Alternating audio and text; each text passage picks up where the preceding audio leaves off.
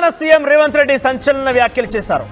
ఏకంగా BRS party నేతలు కేసీఆర్ కేటీఆర్ ఉద్దేశించి సవాల్ చేశారు. ఆయన ఇందిరమ్మ ఇల్లు ఇచ్చిన తర్వాతే సర్పంచ్ ఎన్నికల్లో పోటీ చేస్తాను, ఏ ఊళ్ళో అయితే ఇందిరమ్మ ఇల్లు ఉంటుందో ఆ ఊళ్ళోనే మేము వెళ్ళి పోటీ చేస్తాము, డబుల్ బెడ్రూమ్ ఇల్లున్న చోట దమ్ముంటే బీఆర్ఎస్ పార్టీ పోటీ చేయాలి, డబుల్ బెడ్రూమ్ ఏ ఊర్లో ఉంటే ఆ ఊర్లో మీరు పోటీ చేయండి, ఇందిరమ్మ ఇల్లు ఏ ఊర్లో ఉంటే ఆ ఊర్లో మేము పోటీ చేస్తాము, ఈ రకమైన సవాల్కి మీరు సిద్ధమా అంటూ స్వీకరించాలంటూ రేవంత్ రెడ్డి సవాల్ చేశారు.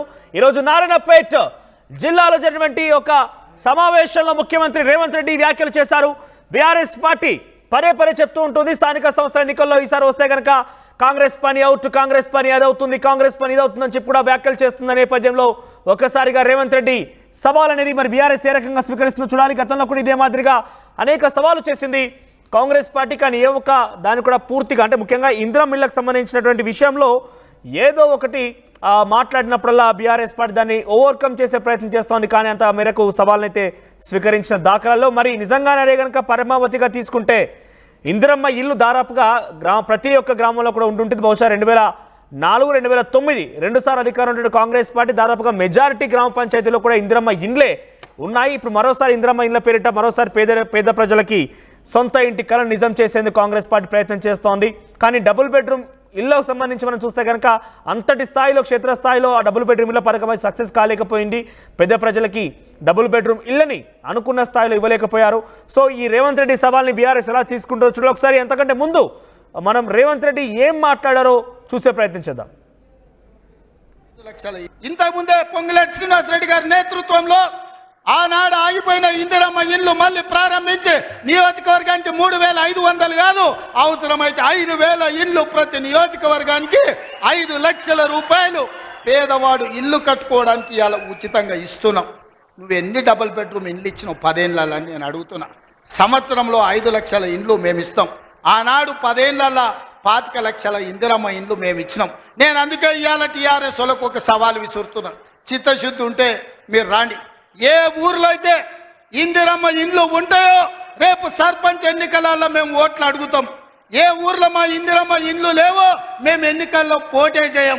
నువ్వు నీ డబుల్ బెడ్రూమ్ ఇండ్లు ఉన్న ఊర్లలోనే నువ్వు పోటీ చేయాలి. నీకు దమ్ముందా? నేను సూటిగా సవాలు విసురుతున్నా. శ్రీనివాస్ రెడ్డి గారిని కూడా సవాలు విసిరమని చెప్తున్నా. మా దామన్నను కూడా తోడుండమని నేను విజ్ఞప్తి చేస్తున్నా. ఏ ఊర్లో ఇందిరమ్మ ఇండ్లు ఉన్నాయో మేము ఆ ఊర్లోనే పోటీ చేస్తాం. ఏ ఊర్లో డబుల్ బెడ్రూమ్ ఇల్లు ఉన్నాయో గా ఊర్లోనే బీఆర్ఎస్ వాడు పోటీ చెయ్యాలి. దానికి సిద్ధమైతే మా సవాల్ని స్వీకరించి మాట్లాడు. నువ్వేం చేసినావు, మేమేం చేసినావు ప్రజలకు అర్థమవుతుంది.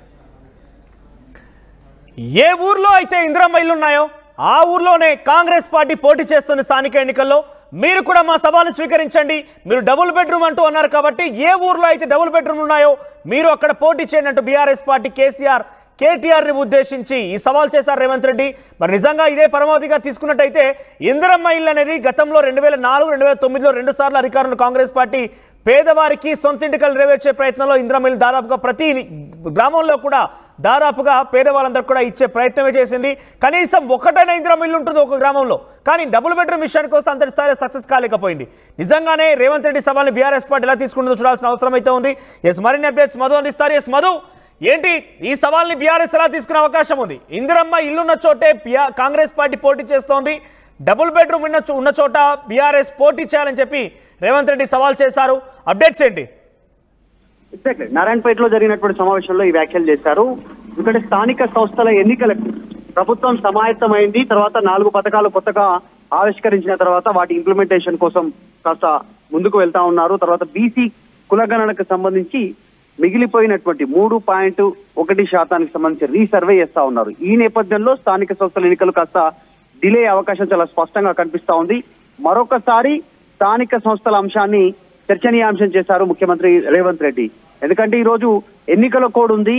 ఇక్కడ మెదక్, కరీంనగర్, నిజామాబాద్, ఆదిలాబాద్, వరంగల్, ఖమ్మం, నల్గొండ ఈ ప్రాంతాల్లో ఎన్నికల కోడ్ అమల్లో ఉంది ఎమ్మెల్సీ ఎన్నికల నేపథ్యంలో. అందుకని మహబూబ్ నగర్, ఉమ్మడి పాలమూరు జిల్లాలో ఈరోజు నారాయణపేటలో ఆయన స్కీమ్ ఓపెన్ చేశారు. ఇందిరమ్మ ఇళ్లకు సంబంధించినటువంటి విషయంలో మొదటి విడత కిందగా వారందరికీ ₹1,00,000 జమ చేస్తారు బెనిఫిషియరీ అకౌంట్ లో బేస్మెంట్ పడగానే. సో ఈ సమావేశంలో మాట్లాడుతూ బీఆర్ఎస్ కు ఛాలెంజ్ ఇస్తున్నారు. ఆ ఛాలెంజ్ ఇందిరమ్మ ఇల్లు ఉన్నటువంటి గ్రామంలో మేము పోటీ చేస్తాం, డబుల్ బెడ్రూమ్ ఉన్నటువంటి గ్రామాల్లో మీరు పోటీ చేయండి అంటూ కేసీఆర్ కి డైరెక్ట్ గా కేటీఆర్ కి సవాల్ విసిరారు. ఈ సవాల్ పైన బీఆర్ఎస్ ఎలా స్పందిస్తుందో చూడాలి.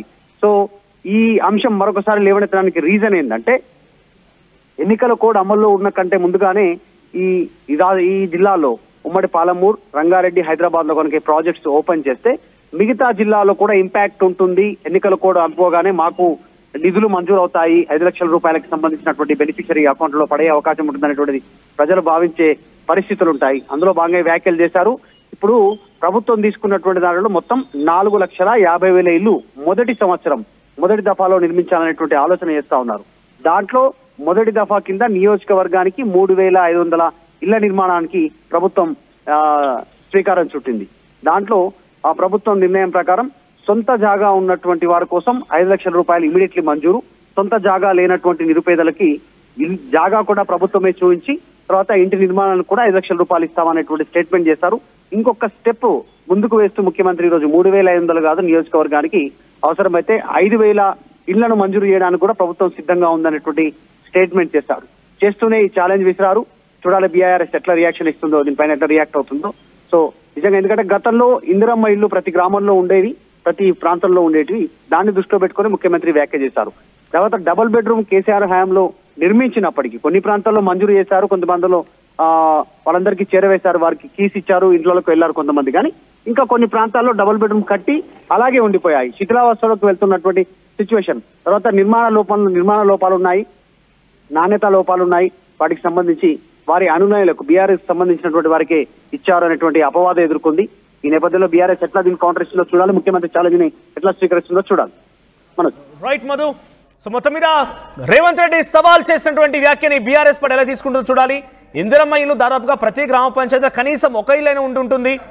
ఆ విధంగా గతంలో 2 సార్లు అధికారం ఉన్నటువంటి కాంగ్రెస్ పార్టీ ఆ రకంగా ఇంప్లిమెంట్ చేయగలిగింది. కానీ 2 సార్లు అధికారంలో ఉన్నటువంటి బీఆర్ఎస్ పార్టీ మాత్రం క్షేత్రస్థాయిలో డబుల్ బెడ్రూమ్ లేని అంతర్స్థాయిలో అమలు చేయలేకపోయింది, అంతర్స్థాయిలో సక్సెస్ చేయలేకపోయింది. ఇప్పుడు రేవంత్ రెడ్డి డైరెక్ట్గా ఒక రకంగా ఏం చెప్తున్నారంటే ప్రతి గ్రామంలో మేము పోటీ చేసేందుకు మాకు ఇందిరమ్మ ఇల్లు అనేది ఒక ఐకానిక్గా ఉంది, కానీ బీఆర్ఎస్ పార్టీకి ఆ స్థాయి లేదని చెప్తున్నారు. కానీ ఇంకా కూడా గత 2 సార్లు 2004-9లో వచ్చినటువంటి ఆ ఇందిరమ్మ ఇల్లుని ఇంకా పరమావధిగా వాటిని గుర్తు చేసుకుంటూ కాంగ్రెస్ పార్టీకి స్థానిక సంస్థల ఎన్నికల్లో వచ్చేటువంటి ఎన్నికల్లో గ్రామ పంచాయతీ ప్రజలు ఓట్లు వేస్తారా అంటే బహుశా ఉండకపోవచ్చు. కానీ ఇప్పుడు ప్రజెంట్ పనితీరును బట్టి కొంత అంచనా వేసి ఆ రకంగా ఓట్లు పడే అవకాశం ఉంది. చూద్దాం మరి ఏం జరుగుతుంది అనేది.